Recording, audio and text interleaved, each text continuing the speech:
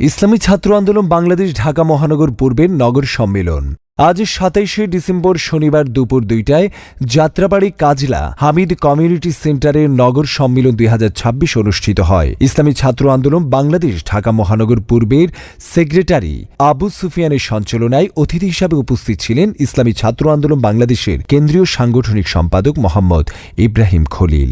এই কোরআন সুন্নাহ নির্ভর শিক্ষা সংস্কার না হওয়ার কারণে আমাদের দেশে প্রতিনিয়ত বেকার হচ্ছে। প্রতি বছর প্রায় 30 থেকে 35% শিক্ষার্থী বেকার হচ্ছে। বিশেষ মেহমান হিসেবে উপস্থিত ছিলেন ইসলামী আন্দোলন বাংলাদেশ ঢাকা মহানগর দক্ষিণের ভারপ্রাপ্ত সভাপতি আলহাজ মোহাম্মদ আনোয়ার হোসেন, ইসলামী আন্দোলন বাংলাদেশ ঢাকা মহানগর দক্ষিণের ছাত্র ও যুব বিষয়ক সম্পাদক অ্যাডভোকেট মনির হোসাইন। যে পীর সাহেব চরমনাই রহমতুল্লাহ আলাইহি তার যে মুরিদরা রয়েছেন যারা ইসলামী আন্দোলন তথা পীর সাহেব চরমনাইয়ের অনুসারী, কান্না করে দোয়া করেন যে আল্লাহ পীর সাহেব চরমনাই যতগুলো মিশন রেখে গেছেন আল্লাহ যেন সেই মিশনগুলোকে কামিয়াব দান করেন। তার মধ্যে উল্লেখযোগ্য ছাত্র আন্দোলন। সভাপতিত্ব করেন ইসলামী ছাত্র আন্দোলন বাংলাদেশ ঢাকা মহানগর পূর্বের সভাপতি মোহাম্মদ মাইনুল ইসলাম।